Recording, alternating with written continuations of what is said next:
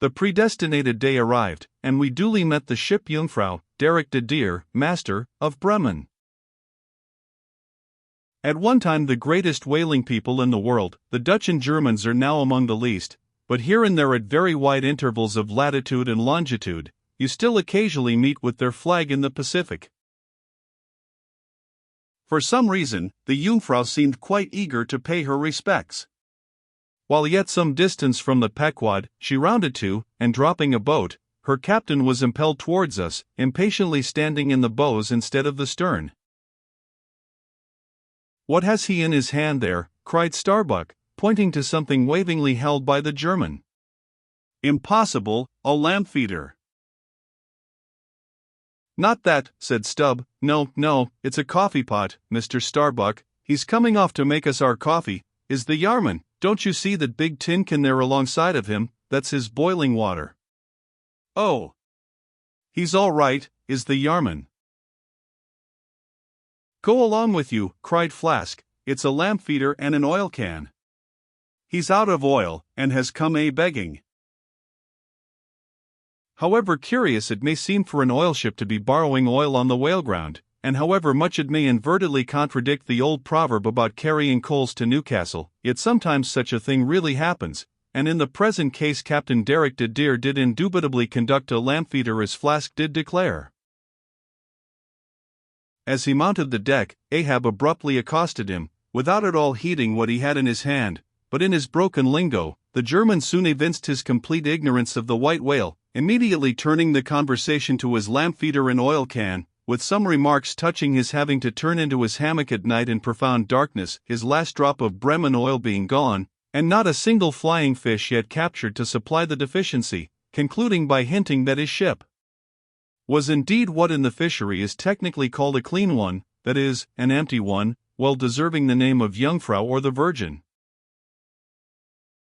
His necessities supplied, Derek departed, but he had not gained his ship's side, when whales were almost simultaneously raised from the mastheads of both vessels, and so eager for the chase was Derek, that without pausing to put his oil can and lamp feeder aboard, he slewed round his boat and made after the Leviathan lamp feeders.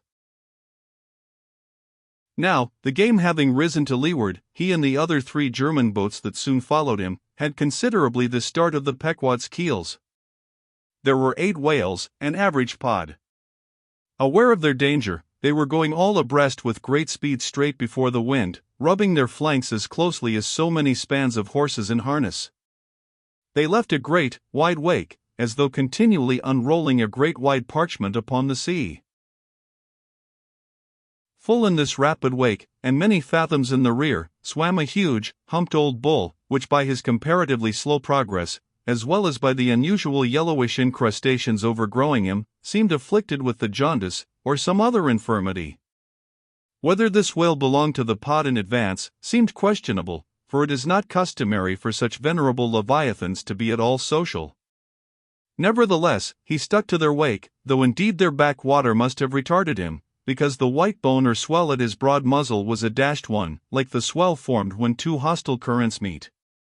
His spout was short, slow, and laborious, coming forth with a choking sort of gush, and spending itself in torn shreds, followed by strange subterranean commotions in him, which seemed to have egress at his other buried extremity, causing the waters behind him to upbubble. "Who's got some paregoric?" said Stubb. "He has the stomach ache, I'm afraid." Lord, think of having half an acre of stomach ache. Adverse winds are holding mad Christmas in him, boys. It's the first foul wind I ever knew to blow from astern, but look, did ever whale ya so before? It must be, he's lost his tiller. As an overladen Indiaman bearing down the Hindostan coast with a deckload of frightened horses, careens, berries, rolls, and wallows on her way, so did this old whale heave his aged bulk, and now and then partly turning over on his cumbrous rib ends, exposed the cause of his devious wake in the unnatural stump of his starboard fin. Whether he had lost that fin in battle, or had been born without it, it were hard to say. "Only wait a bit, old chap, and I'll give ye a sling for that wounded arm," cried Cruel Flask, pointing to the whale line near him. "Mind he don't sling thee with it," cried Starbuck. "Give way, or the German will have him." With one intent, all the combined rival boats were pointed for this one fish, because not only was he the largest, and therefore the most valuable whale, but he was nearest to them, and the other whales were going with such great velocity, moreover, as almost to defy pursuit for the time. At this juncture the Pequod's keels had shot by the 3 German boats last lowered, but from the great start he had had, Derek's boat still led the chase, though every moment neared by his foreign rivals. The only thing they feared was that from being already so nigh to his mark, he would be enabled to dart his iron before they could completely overtake and pass him. As for Derek, he seemed quite confident that this would be the case, and occasionally with a deriding gesture shook his lamp-feeder at the other boats. "The ungracious and ungrateful dog," cried Starbuck, "he mocks and dares me with the very poor box I filled for him not 5 minutes ago." Then in his old intense whisper, "Give way, greyhounds! Dog to it! I tell you what it is, men," cried Stubb to his crew, "it's against my religion to get mad, but I'd like to eat that villainous Yarman pull, won't ye? Are ye going to let that rascal beat ye? Do ye love brandy? A hogshead of brandy, then, to the best man. Come, why don't some of ye burst a blood vessel? Who's that been dropping an anchor overboard? We don't budge an inch, we're becalmed. Halloo, here's grass growing in the boat's bottom, and by the Lord, the mast there's budding. This won't do, boys. Look at that yarman. The short and long of it is, men, will ye spit fire or not? Oh! See the suds he makes," cried Flask, dancing up and down. "What a hump! Oh, do pile on the beef, lays like a log. Oh! My lads, do spring his slapjacks and quahogs for supper, you know, my lads, baked clams and muffins, oh, do, spring, he's 100-barreler, don't lose him now, don't see that yarman, oh, won't ye pull for your duff, my lads, such a sog. Such a sogger. Don't ye love sperm? There goes $3,000, men, a bank, a whole bank. The Bank of England, oh, do, what's that yarman about now?" At this moment Derek was in the act of pitching his lamp-feeder at the advancing boats, and also his oil can, perhaps with the double view of retarding his rival's way, and at the same time economically accelerating his own by the momentary impetus of the backward toss. "The unmannerly Dutch dogger," cried Stubb. "Pull now, men, like 50,000 line of battleship loads of red-haired devils. What do ye say, Tashtego? Are you the man to snap your spine in 22 pieces for the honor of old Gayhead? What d'ye say?" "I say, pull like goddamn," cried the Indian.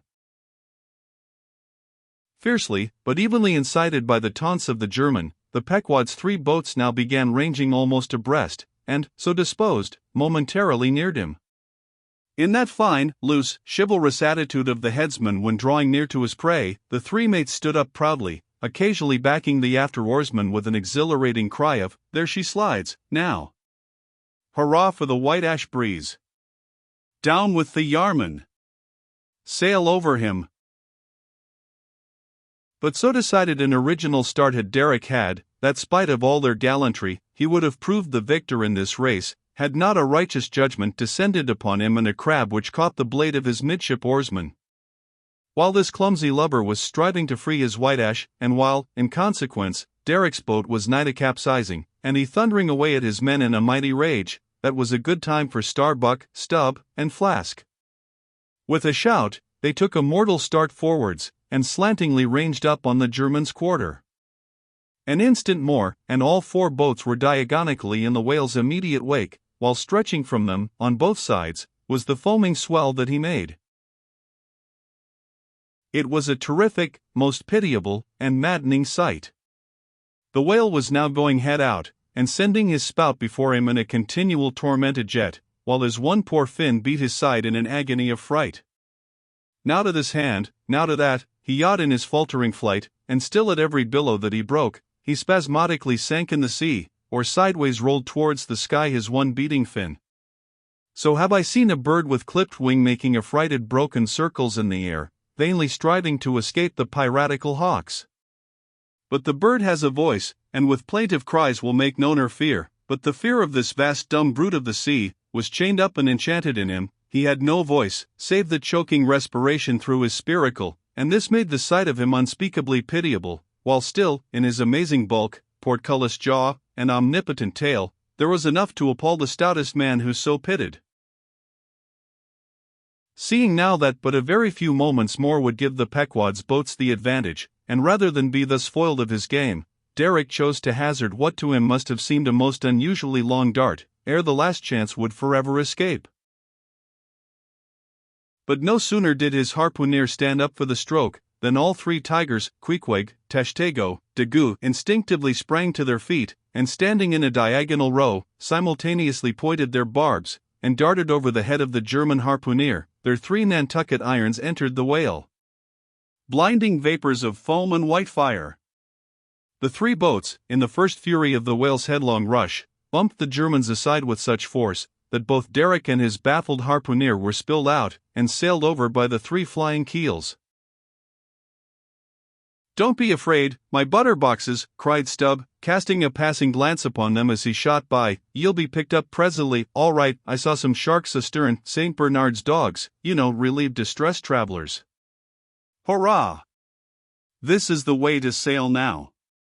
Every keel a sunbeam. Hurrah, here we go like 3 tin kettles at the tail of a mad cougar.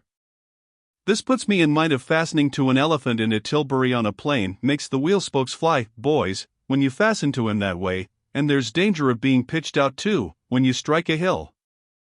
Hurrah! This is the way a fellow feels when he's going to Davy Jones, all a rush down an endless inclined plane. Hurrah! This whale carries the everlasting mail." But the monster's run was a brief one. Giving a sudden gasp, he tumultuously sounded. With a grating rush, the 3 lines flew round the loggerheads with such a force as to gouge deep grooves in them, while so fearful were the harpooneers that this rapid sounding would soon exhaust the lines, that using all their dexterous might, they caught repeated smoking turns with the rope to hold on, till at last, owing to the perpendicular strain from the lead-line chocks of the boats, whence the 3 ropes went straight down into the blue, the gunwales of the bows were almost even with the water, while the 3 sterns tilted high in the air. And the whale soon ceasing to sound, for some time they remained in that attitude, fearful of expending more line, though the position was a little ticklish. But though boats have been taken down and lost in this way, yet it is this holding on, as it is called, this hooking up by the sharp barbs of his live flesh from the back, this it is that often torments the Leviathan into soon rising again to meet the sharp lance of his foes. Yet not to speak of the peril of the thing, it is to be doubted whether this course is always the best, for it is but reasonable to presume that the longer the stricken whale stays under water, the more he is exhausted. Because, owing to the enormous surface of him, in a full-grown sperm whale something less than 2,000 square feet, the pressure of the water is immense. We all know what an astonishing atmospheric weight we ourselves stand up under, even here, above ground, in the air. How vast, then, the burden of a whale, bearing on his back a column of 200 fathoms of ocean. It must at least equal the weight of 50 atmospheres. One whaleman has estimated it at the weight of 20 line of battleships, with all their guns, and stores, and men on board. As the 3 boats lay there on that gently rolling sea, gazing down into its eternal blue noon, and as not a single groan or cry of any sort, nay, not so much as a ripple or a bubble came up from its depths, what landsman would have thought, that beneath all that silence and placidity, the utmost monster of the seas was writhing and wrenching in agony? Not 8 inches of perpendicular rope were visible at the bows. Seems it credible that by 3 such thin threads the great Leviathan was suspended like the big weight to an 8-day clock? Suspended? And to what? To 3 bits of board. Is this the creature of whom it was once so triumphantly said, "Canst thou fill his skin with barbed irons? Or his head with fish spears? The sword of him that layeth at him cannot hold, the spear, the dart, nor the habergeon, he estameth iron as straw, the arrow cannot make him flee, darts are counted as stubble, he laugheth at the shaking of a spear." This the creature? This he? Oh! That unfulfillments should follow the prophets. For with the strength of 1,000 thighs in his tail, Leviathan had run his head under the mountains of the sea, to hide him from the Pequod's fish spears. In that sloping afternoon sunlight, the shadows that the three boats sent down beneath the surface must have been long enough and broad enough to shade half Xerxes' army. Who can tell how appalling to the wounded whale must have been such huge phantoms flitting over his head? "Stand by, men, he stirs," cried Starbuck, as the three lines suddenly vibrated in the water, distinctly conducting upwards to them, as by magnetic wires, the life and death throbs of the whale, so that every oarsman felt them in his seat. The next moment, relieved in great part from the downward strain at the bows, the boats gave a sudden bounce upwards, as a small ice field will, when a dense herd of white bears are scared from it into the sea. "Haul in! Haul in!" cried Starbuck again, "he's rising." The lines, of which, hardly an instant before, not one hand's breadth could have been gained, were now in long quick coils flung back all dripping into the boats, and soon the whale broke water within 2 ships' lengths of the hunters. His motions plainly denoted his extreme exhaustion. In most land animals there are certain valves or floodgates in many of their veins, whereby when wounded, the blood is in some degree at least instantly shut off in certain directions.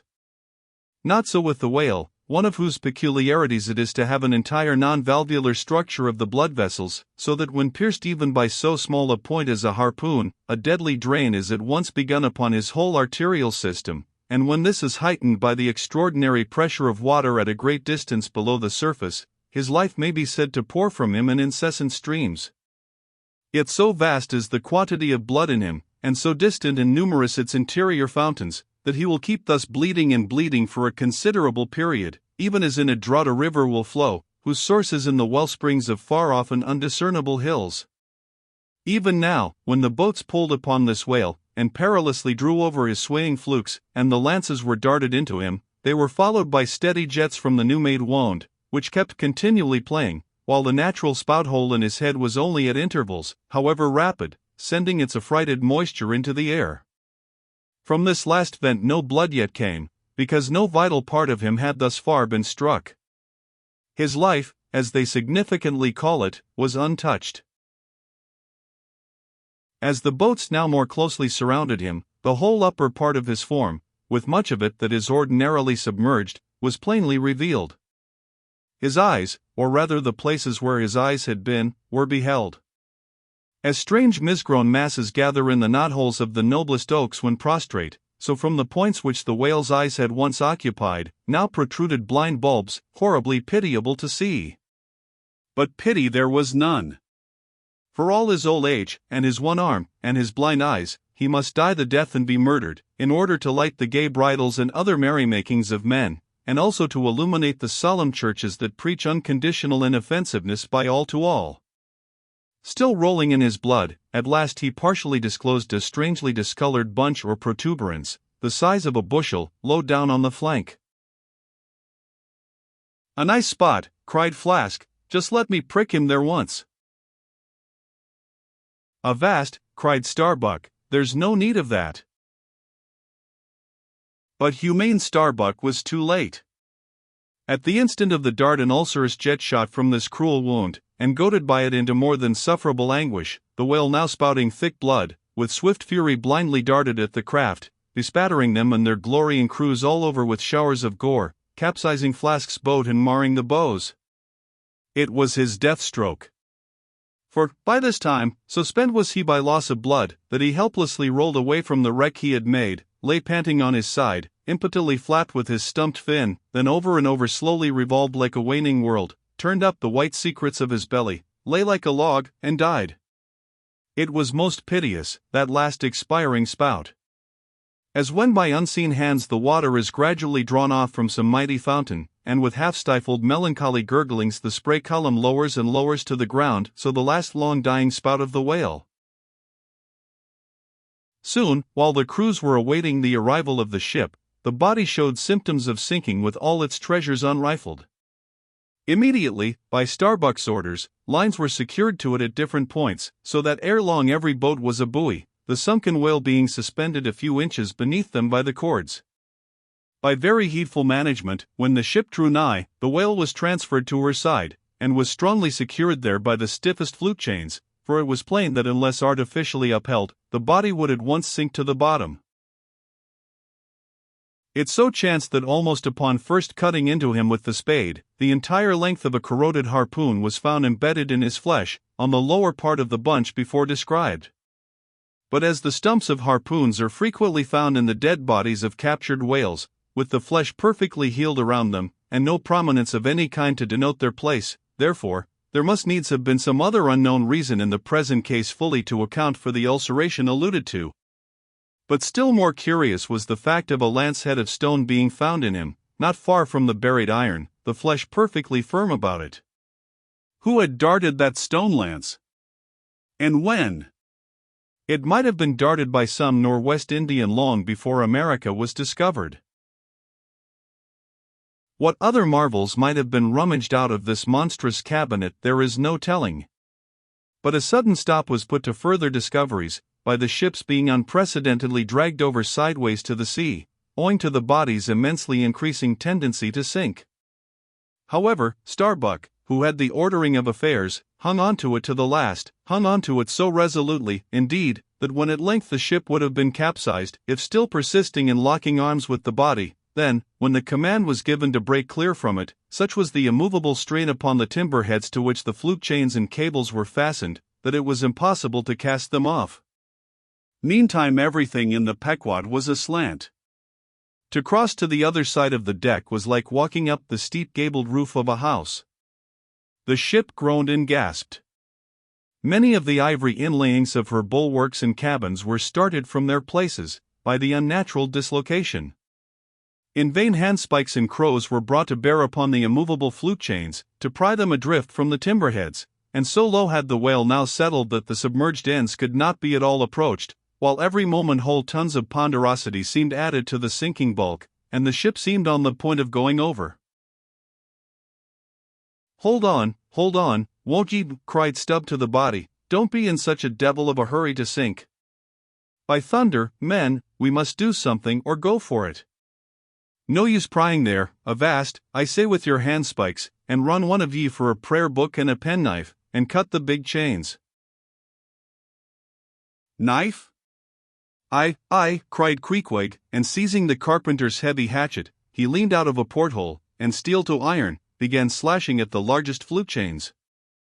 But a few strokes, full of sparks, were given, when the exceeding strain affected the rest. With a terrific snap, every fastening went adrift, the ship righted, the carcass sank. Now, this occasional inevitable sinking of the recently killed sperm whale is a very curious thing, nor has any fisherman yet adequately accounted for it. Usually the dead sperm whale floats with great buoyancy, with its side or belly considerably elevated above the surface.